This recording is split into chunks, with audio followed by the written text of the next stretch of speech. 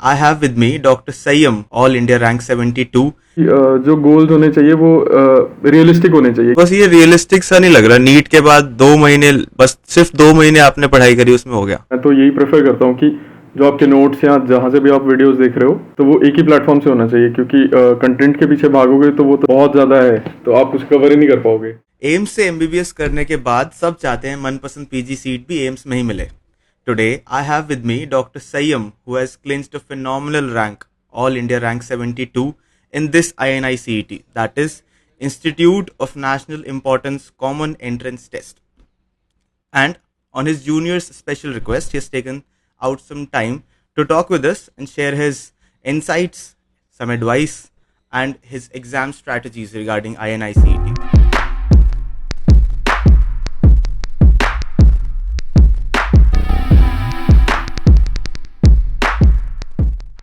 I would now like to invite Dr. Sayam to give a brief introduction. Hi, thank you for the introduction friends. तो सब तो बोल ही दिया तूने, मैं क्या बताऊँ। Hi everyone, I am doctor Sayyam. I have done my undergraduation from AIIMS Jodhpur as told by Prince, and I am from Jammu, and in this INICET I have secured a rank of 72. Congratulations, boss. So, boss, it has been a few days जब से result आया, तो क्या क्या हाल चाल है, क्या रहे हो आजकल? कुछ नहीं कर रहा यार कुछ करने को है ही नहीं, अब तो वेले हो गए बिल्कुल, पूरा दिन बोर ही हो रहे हैं यार। खाना वाना बनाते थे आप यहाँ पे हॉस्टल में, वहाँ पे बना रहे हो? हाँ, अभी तो बना रहा हूँ, एक दिन छोड़ के एक दिन। कल बनाया था, अब देखता हूँ आज break. My audience to know कि doctor Sayyam is exceptionally good cook. Chef लग जाओ बस AI नाई के बाद कहीं फिर। यही बोलते हैं, अभी तो शेफ तो कहाँ से। तो let's just dive right into the interview. What say boss, my first question for you is, ये जो platforms, multiple coaching platforms available हैं इस वक्त मार्केट में, ये हमारी प्रिपरेशन में कितना रोल प्ले करते हैं, नंबर वन। दूसरा, कि इनको इफेक्टिवली यूज करने का क्या तरीका है? तो पहला तो मैंने एक ही प्लेटफॉर्म यूज़ किया था, तो मैं तो यही प्रेफर करता हूँ कि जो आपके नोट्स या जहाँ से भी आप वीडियोस देख रहे हो तो वो एक ही प्लेटफॉर्म से होना चाहिए, क्योंकि कंटेंट के पीछे भागोगे तो वो तो नेवर एंडिंग, मतलब बहुत ज़्यादा है, तो आप कुछ कवर ही नहीं कर पाओगे, है ना। हर सब्जेक्ट में पीजी होती है, तो इतनी डेप्थ में आप जाने लग गए तो फिर आप पीजी प्रिपरेशन के लिए तो वो मतलब एफिशिएंट नहीं है। तो नोट्स के लिए stick to a single source. अगर आपको कोई टॉपिक समझ नहीं आता है या कुछ किसी में आपको लगता है कि ये मेरा वीक रह रहा है या इससे ज़्यादा गलती हो रही है, तो आप कहीं और देख सकते हो। उसके लिए यूट्यूब पे काफ़ी वीडियोस होती हैं टॉपिक वाइज, वो आपको कवर हो जाता है।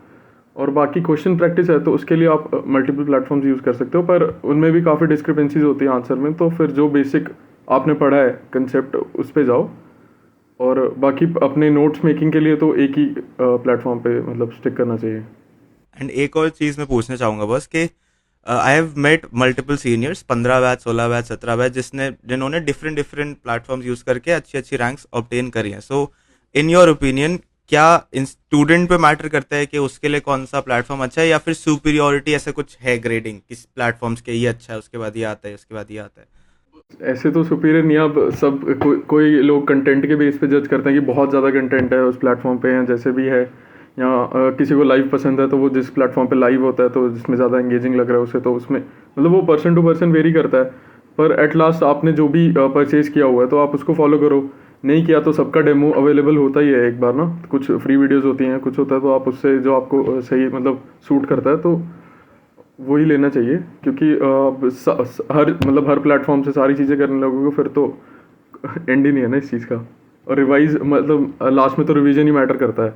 आपने कितना नोटबुक भरी हुई है आपकी, उससे कुछ फ़र्क नहीं पड़ता, आपको कितना याद है, कितना समझ में आया है, वो ज़्यादा मैटर करता है। रिविजन मैटर करता है, प्लेटफॉर्म मैटर इतना नहीं करता, रिविजन ज़्यादा मैटर करता है। नेक्स्ट क्वेश्चन, बस, you as you said you are from 2017 batch, last year आपका इंटर्नशिप आई गेस दिसंबर जनवरी में पूरा हो गया था।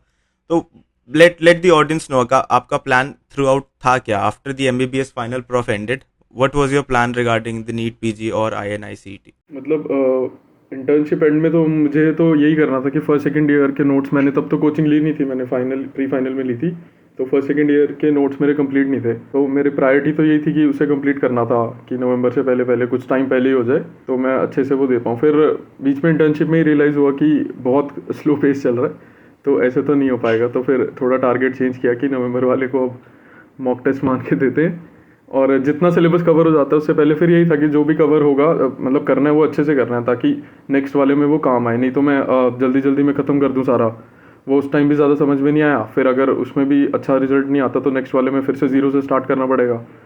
तो फ़ायदा क्या हुआ, वो सारा प्रिपरेशन वेस्ट हुआ ना। तो एक हेड स्टार्ट मिल जाएगा नेक्स्ट के लिए, और एक बार कंसेप्ट बन जाए तो फिर काफ़ी लॉन्ग टाइम के लिए याद रहता है। ऐसे तो पेज पलट के याद करना हो तो फिर तो 3 दिन में भी भूल जाता बंदा। जीरो से स्टार्ट करना तो बहुत मुश्किल हो जाता ना, अगर वापस से जीरो से स्टार्ट करना पड़ता जान में। तो वही एक गोल डिफाइन होना चाहिए। जैसे इंटर्नशिप में अब इतना भी नहीं है कि फ्री रहते हैं, कुछ कुछ पोस्टिंग में रिलेटिवली फ्री रहते हैं, कुछ में पूरा दिन ऐसे निकल जाता है। तो फिर उसके बाद आके रेस्ट वगैरह करो, और बाकी लास्ट ईयर होता है कॉलेज का, तो उसमें भी सबके साथ मिलना जुलना होता है और सारी बाकी मस्ती करनी होती है, खाना भी तो पकाना होता है बस। तो करना ही पड़ता। तो वही है, फिर अपना गोल डिफाइंड होना चाहिए। अगर बंदा बहुत ही ज़्यादा डेडिकेटेड है कि नहीं मैं तो करूँगा ये, इसमें नवंबर में ही करना है, और फिर सोशली आइसोलेट करना पड़ता है अब अगर आप गिफ्टेड नहीं हो तो, वो वाली बात है। फिर वही डिफाइंड होना चाहिए मन में ना कि क्या करना है। कि वही है मतलब कि जो गोल्स होने चाहिए वो रियलिस्टिक होने चाहिए, कि आप सोच लो नहीं मैं तो 1-2 महीने में सब रिवाइज करके पेपर दे दूंगा, ऐसे हो जाएगा, वैसा नहीं होता। मतलब एक आपको अपनी वो डेली शेड्यूल से उसको मैच करना होगा, अपनी जो भी टाइमलाइन है कि 8 महीने बचे हैं, 10 महीने बचे हैं, क्योंकि स्टडी पेस पे तो नहीं चलता इंटर्नशिप में। काफ़ी कुछ, कभी कुछ कॉन्फ्रेंस हो रही है, कभी कुछ हो रहा है, तो काफ़ी कभी किसी दिन ज़्यादा पढ़ाई होगी, किसी दिन कम होगी। तो एक एवरेज निकाल के आपको रियलिस्टिक गोल सेट करना है। जैसे मैंने भी करा था कि फर्स्ट सेकंड ईयर सारा कर लूँगा आराम से नोट्स बना के रिवाइज, पर आधा भी नहीं हुआ तो फिर बाद में वो ज़्यादा मतलब उससे थोड़ा प्रॉब्लम। बट स्टिल ऐसे ब्लाइंडली फॉलो करना, ब्लाइंडली चलते रहने से बेटर है कि कुछ तो प्लान, कुछ तो रोड मैप हो हमारे पास चलने के लिए। गोल्स में स्प्लिट कर दो उसे वीक्स में, रादर देन कि 2 महीने में 3 महीने में, फिर वो अचीव उसको ट्रैक भी नहीं कर पाते आप। जबकि वीकली आपको पता चल जाता है कि पेस ज़्यादा है, कम है, मुझे क्या चेंज करना है, तो इजीली आप उसे ऑल्टर भी कर सकते हो।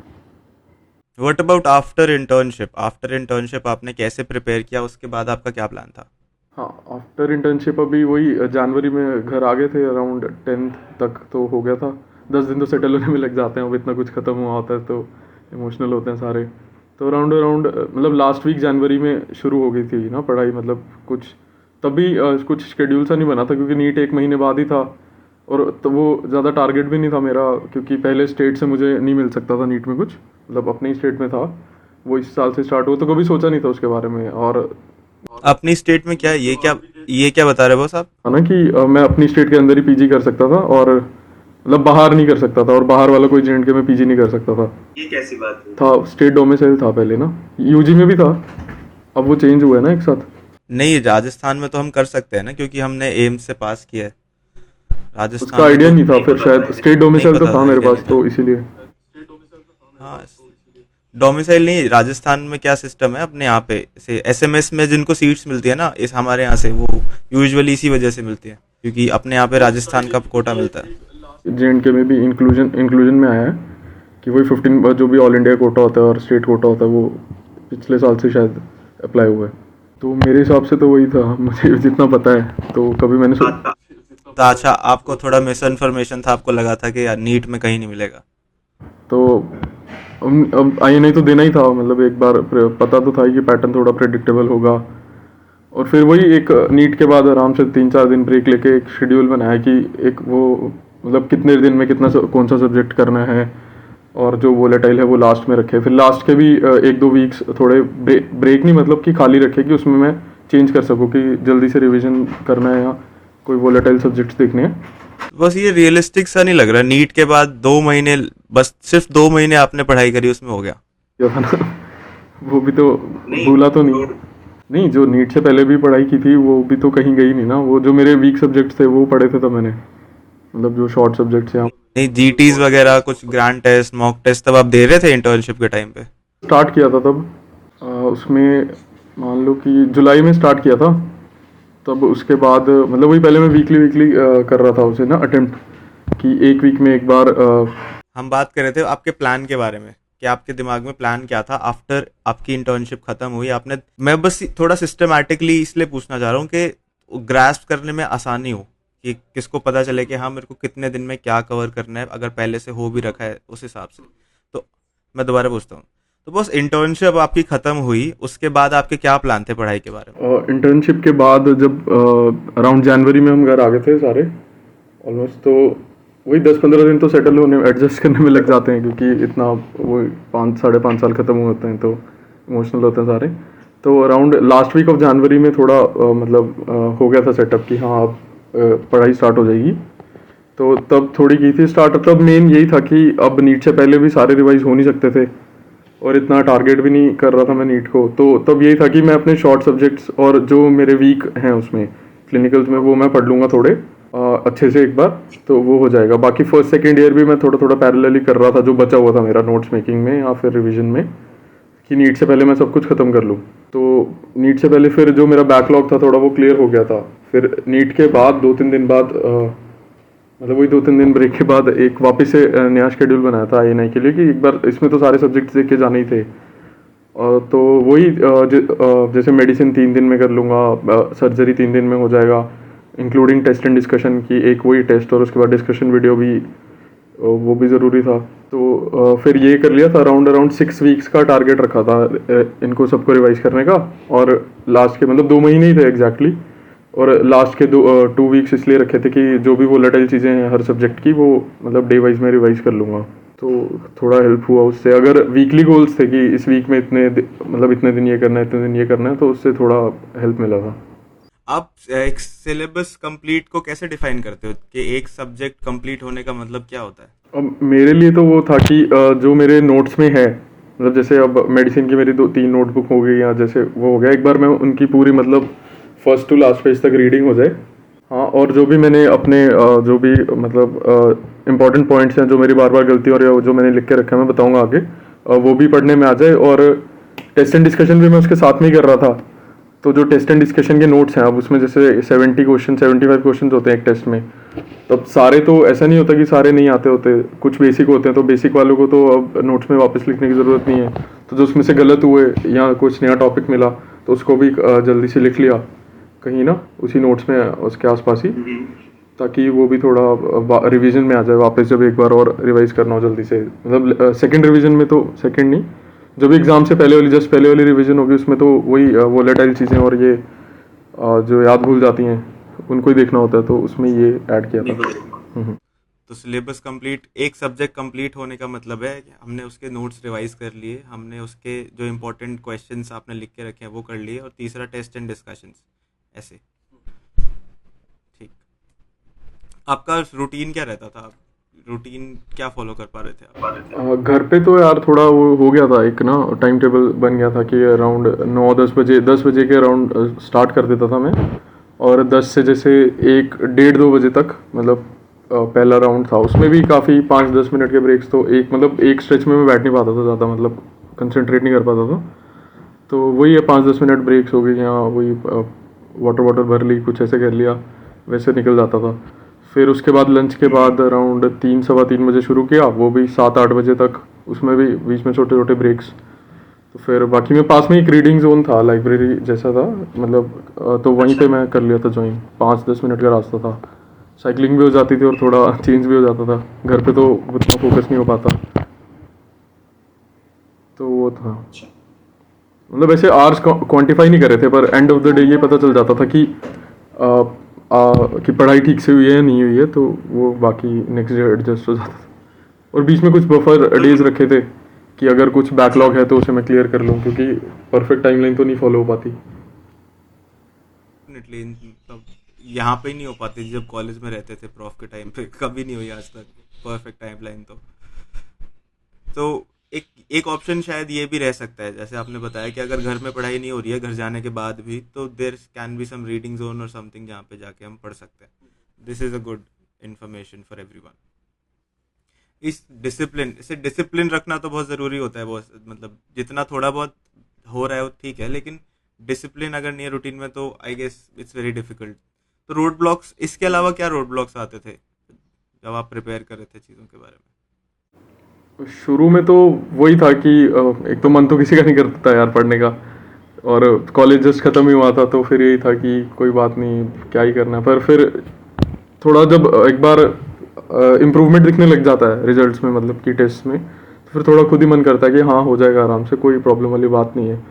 और लास्ट में जाते जाते यही सोशल मीडिया है तो उसको आप कर दो अनइंस्टॉल, व्हाट्सएप को म्यूट कर दो, तो आदत तो वैसे ही हट जाता है। बाकी स्क्रीन टाइम वगैरह होता है, पर वो तो ऐड मोर टाइम करके बंदा उसको यूज़ कर ही लेता है कैसे ना कैसे। लास्ट में यही होता है कि एक टाइम के बाद जब सैचुरेशन आने लगता है तब यही सेल्फ डाउट होता है मेजर रोड ब्लॉक की, यार नहीं हो पाएगा, लोग तो कितना पढ़ रहे हैं।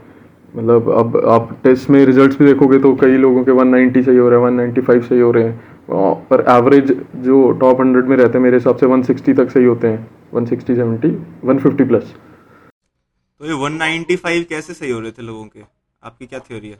वगैरह अब मुझे थोड़ी पता कैसे सही हो रहे थे, तो कुछ आउटलायर्स भी तो हर जगह होते ही हैं, तब उनसे कंपेयर करके तो फिर नहीं चलेगा काम ना। वो तो 4-5 ही होंगे लोग, पर अब ज़रूरी थोड़ी है कि सबको फर्स्ट रैंक ही लानी है। एक डिसेंट रैंक जो जिस पे आपकी मतलब जो फेवरेट ब्रांच है वो मिल जाए ना, तो प्रेपरेशन में तो अपना बेस्ट ही देना है, पर अब इस लेवल पे कंपैरिजन करके तो फिर कोई मतलब नहीं है, बंदा वो डिमोटिवेट ही होता है। तो आकाश आकाश और एलन जैसी चीज है। जैसे आकाश के एंथे वगैरह होते थे, क्या होता था, AIATS उसमें आती थी लोगों की रैंक, बढ़िया बढ़िया। आप आकाश से पढ़े हो? आप कहाँ से पढ़े हो? मैं एलन से पढ़ा था यार, कोटा में ना। कोटा। हम्म। पहली बार ही गया था घर से बाहर, तो काफ़ी नया एक्सपीरियंस था। बस घर के पास ही था आकाश। आपको याद होगा AITS कितने खतरनाक होते थे। आकाश के टेस्ट दिए थे कभी आपने? यार आकाश के नहीं देते, उसमें भी सिंगल सोर्स ही रखा था तो हो गया था उससे। आकाश के बड़े गंदे टेस्ट होते थे, जैसे जीटी होते हैं ना, जैसे हवाई लगती है, बकवास क्वेश्चन देते हैं ऐसे ही। हाँ वही है, अब मेन अब इसमें एक चीज़ वो जीटी वाली आती है कि जीटी देना तो इम्पोर्टेंट है। अब उसकी वही फ्रिक्वेंसी आप शुरू में लंबी फ्रिक्वेंसी रखो कि जैसे महीने में एक बार कर दो या 3 हफ्ते में एक बार कर दो, फिर धीरे धीरे जब आपका फ्लो बन जाए तो आप 2 हफ्ते में और मैक्सिमम तो 1 हफ्ते में एक बार, क्योंकि मेन चीज़ जीटी देना नहीं है, मेन चीज़ है कि रिव्यू करना। टाइम मैनेजमेंट तो है ही, वो तो हो जाएगा अपने आप देते रहोगे जब। मेन चीज़ है उसे रिव्यू करना, क्योंकि अब आधा पेपर तो आप आराम से सॉल्व कर लोगे, कुछ बेसिक कंसेप्ट ही होते हैं। जो बाकी चीज़ें होंगी कि कुछ टॉपिक्स होंगे जो नए होंगे, जो रेगुलर नोट्स में नहीं होते, जो रेगुलर क्लासेस में नहीं पढ़ाए जाते, वो इसीलिए दिए जाते हैं कि उनको क्वेश्चन की फॉर्म में कवर हो जाए वो टॉपिक, जो हाई यील्डिंग भी होता है और रेगुलरली पढ़ाया भी नहीं जाता। तो एक तो चीज़ें वो सीखनी है जीटी से, और दूसरा है कि जो आपका टॉपिक गलत हो रहा है तो उसको अच्छे से एनालाइज करना है कि क्यों हो रहा है। क्योंकि मैं शुरू में जब जीटी देता था तब मैं ऐसे ही करता था, हाँ ठीक है यार दे दिया, आप सही हो गए जितने हो गए, वो तो देखे भी नहीं, जो गलत हो उनके आंसर ऐसे देख लिए, हाँ इसका चलो ये गलत हो गया कोई बात नहीं। पर इवेंचुअली फिर वो सेम टॉपिक बार बार गलत हो रहा था, तो फिर बाद में जब रियलाइज़ हुआ तो फिर उसको अच्छे से एक रिव्यू करने का प्लान बनाया कि अब जो भी गलत होगा उसको मैं उसी नोटबुक उसी सब्जेक्ट की नोटबुक में कहीं लास्ट पेज या फ्रंट पेज पे, मतलब डेडिकेटेड 3-4 पेज की जगह थी, वहाँ 1 लाइन या 2 लाइन में पढ़ के लिख दूंगा अच्छे से, ताकि नेक्स्ट टाइम मुझे रिवाइज करना हो तो मैं वो टॉपिक ढूंढूँ ना। क्योंकि अब ऐसे तो फिर बहुत टाइम लग जाएगा सर्च करने में, तो मैं वही 2-3 पेज पढ़ लूँगा उन सब्जेक्ट्स के, क्योंकि आधे नोट्स तो आपको वैसे ही याद रहता है क्योंकि बेसिक चीज़ें होती है, वोलेटाइल चीज़ें तो आप पढ़ लोगे थोड़ा बहुत, जो टेबल चार्ट्स होते हैं, क्लासिफिकेशन होती हैं, और ये जो कुछ नई चीज़ें हैं जो बार बार गलत हो रही है वो हर बंदे की स्पेसिफिक होती हैं, हर बंदे का भी टॉपिक अलग होता है, तो वो आप लिख लोगे तो उससे काफ़ी फ़ायदा होगा, क्योंकि आपको रिवाइज करने में भी कम टाइम लगेगा। और कुछ लोग बोलते हैं ना वो 20th नोटबुक, ऐसे अलग से नोटबुक बनाओ। I think this is a alternative to that option, कि उसी नोटबुक में आप 2 पन्ने अलग से रख लो। हाँ कंसेप्ट सेम है, मतलब तरीका अलग है, वही जिसको जो सूट करता है वही बात आ जाती है ना। हाँ, बाकी तो 20 उसको एक जगह कंपाइल करना है, तो फोटोज खींच के आप कुछ पीडीएफ बना लो या कुछ भी कर लो। हाँ, मतलब PDF बना सकते हो, उसको प्रिंट करके वापस एक नोटबुक बना सकते हो। वो तो बिल्कुल ठीक बात है। तो अब हमने बात करी, अभी जल्दी जल्दी बात कर ली, तो हमने रोड सबसे पहले बात करी आपके उस प्लेटफॉर्म के बारे में, उसके बाद हमने बात करी कि आपके प्लान क्या था प्रेपरेशन का, फिर हमने बात करी कि आपके रूटीन क्या रखा था आपने, उसके बाद आपको रोड ब्लॉक्स क्या क्या आते थे, जैसे सोशल मीडिया आपने बताया, और सेल्फ डाउट एक बहुत बड़ा रोड ब्लॉक आप बताया। उसके बाद हमने बात करी GTs के बारे में, टेस्ट किस तरीके से देना है। हाँ, तो ये ऑडियंस के लिए था कि इतना अब हम कवर कर चुके हैं। चीज़ मैं जीटी में मतलब ऐड करना चाहता हूँ कि अब जीटी को एनालाइज तो आप कैसे करना है कि अपना वो जो प्रोग्रेस है वो कैसे ट्रैक करनी है, मतलब उससे रैंक पे नहीं जाना, क्योंकि अब रैंक अब हर बंदा आपकी तरह पूरा डेडिकेशन से नहीं दे रहा कि जैसे रियल असली टेस्ट होता है उस तरह से नहीं दे रहा। अब कोई बंदा कि मैं चाय पीने चला जाता हूँ या ऐसे ही देना था टेस्ट, जितना दे दिया। कोई बंदा कि नहीं मुझे तो फर्स्ट रैंक ही लानी है, जीटी में ही लानी है। कोई बंदा फ़ोन से देख रहा है या कुछ भी कर रहा है, तो उससे आपको फिर रैंक से कंपेयर नहीं करना, उसमें आप एक नंबर ऑफ करेक्ट से देखो कि आपके कितने गलत हो रहे हैं और कितने सही हो रहे हैं. अब डिफिकल्टी लेवल पे वो वेरी करता है, पर ऑन एन एवरेज आपको रेंज पता चल जाएगी कि थोड़ा मुश्किल पेपर आता है तो 110 सही हो रहे हैं, और आसान आता है तो 130 120 ऐसे. तो एक आपको नंबर पता चल जाएगा, और ओवर टाइम आप जब बार बार टेस्ट देते रहोगे तो आपको प्रोग्रेस दिखने लग जाएगी कि मेरा 100 क्वेश्चन से स्टार्ट हुआ था, 140 पहुंच गया है. मतलब जब आप 150 क्रॉस कर जाओगे कि हाँ 155 160, मतलब 150 से भी ऊपर भी सही हो रहे हैं ना, तो आप काफ़ी अच्छी रैंक ला सकते हो. बस आपको मेंटेन करना है, फिर हार नहीं माननी ना लास्ट टाइम पे, वो वाली बात है, उसको फिर आपको मेंटेन करना है. जैसा कि बॉस ने बताया 150 नंबर का आंकड़ा पार करना बहुत ज़रूरी है, और इस आंकड़े को पार करने के लिए हमें एक अच्छी गाइडेंस की ज़रूरत तो है ही.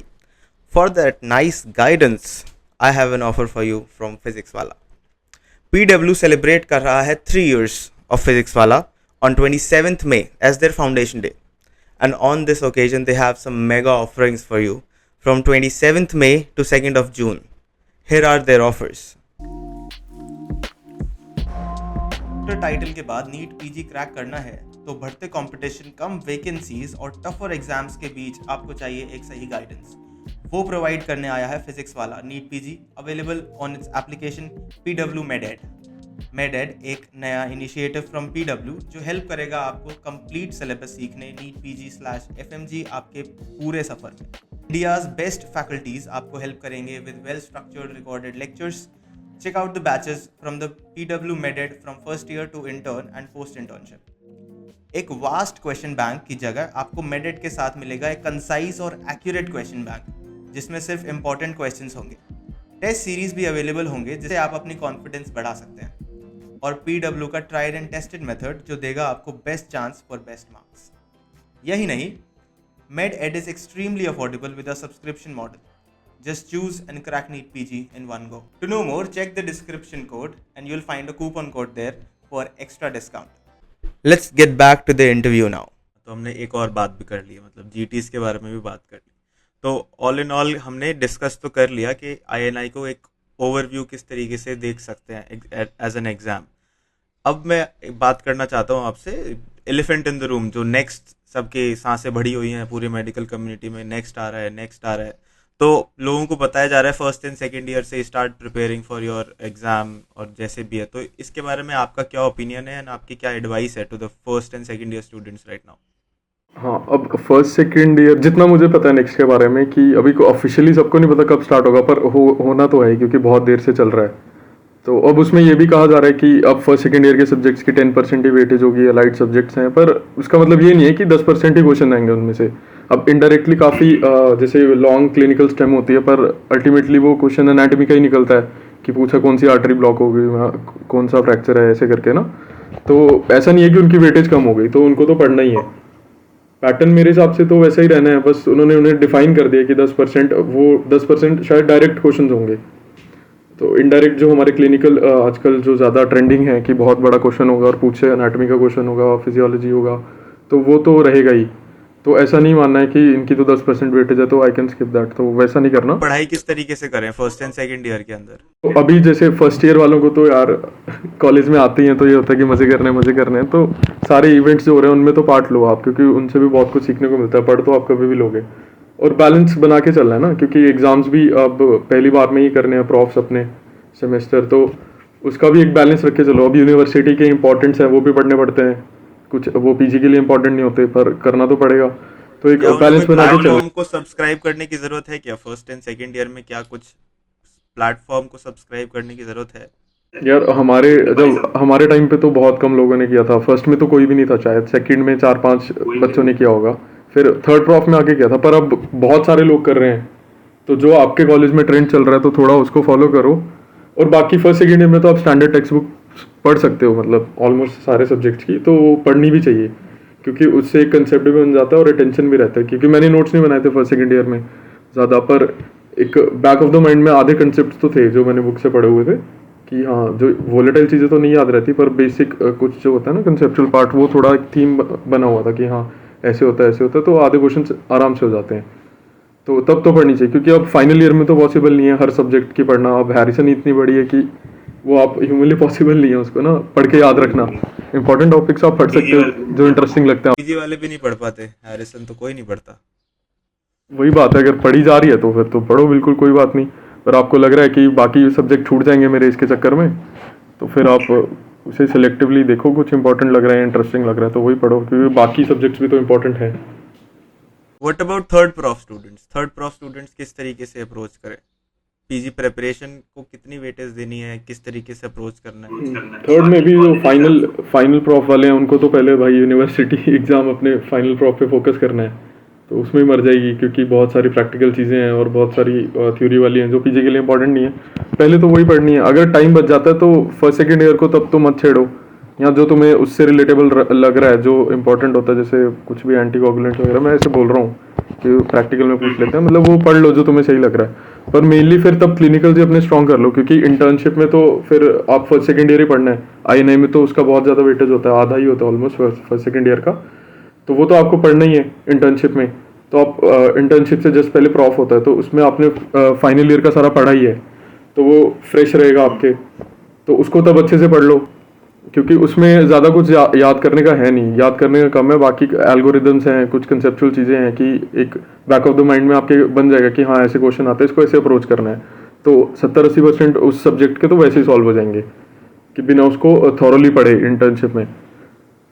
और फर्स्ट सेकेंड ईयर को तो आधे से ज़्यादा याद ही करना है, तो और वो पढ़ा भी बहुत देर पहले आपने, फर्स्ट सेकेंड ईयर का तो कहाँ ही पढ़ते हैं वापस ना फाइनल ईयर में, तो पहले उस पर फोकस करो, मतलब वो आपको इंटर्नशिप में करना है, तो फाइनल ईयर में अपने क्लिनिकल्स जो आपके प्रॉफ वाले सब्जेक्ट है उनको। फाइनल फाइनल ईयर में फाइनल सब्जेक्ट्स को बिल्कुल खत्म कर देना है एकदम। हाँ उनको अच्छे से कर दो, क्योंकि वो आपका डेडिकेटेड स्लॉट है ना, उसमें आप उसको अच्छे से करो, टाइम बच रहा है तो फिर अपना एंजॉय करो, और जो भी अगर और भी ज़्यादा बच रहा है फिर कर लो बस सेकेंड ईयर, घूमने जाओ। वही जिसको जो अच्छा लगता है। और फिर इंटर्न्स, हाँ इंटर्न्स की अब लास्ट में इंटर्न्स को कैसे अप्रोच करना चाहिए? अब वही है कि 1-2 महीने तो अब इंटर्नशिप में भी एडजस्ट होने में लग जाते हैं कि यार अब जाना ही पड़ता है उसमें, तो ये नहीं है कि सुबह लेट उठूंगा। बस सैलरी का वेट, स्टाइपेंड का वेट करते करते चले जाते 2 महीने तो। हाँ बस और से पहले आ जाए तो आ जाए, नहीं तो नहीं आती नहीं तो किस काम की, वो वाली बात है। फिर वही है, आप आराम से फर्स्ट सेकेंड ईयर पे फोकस करना है इंटर्न्स को तो यार ज़्यादा, क्योंकि अब फाइनल ईयर तो फ्रेश ही है थोड़ा बहुत, अब बचा फर्स्ट सेकेंड ईयर, तो उसको आप अच्छे से, अगर नोट्स बने हैं तो अच्छे से रिवाइज करो, उनका टेस्ट एंड डिस्कशन या जो भी सब्जेक्ट वाइज टेस्ट है वो दो, रिव्यू करो, और उसी को करते रहो। बाद में प्रीवियस ईयर कर लो, फिर आपको प्रीवियस के भी इंपॉर्टेंट टॉपिक्स पता चल जाते हैं।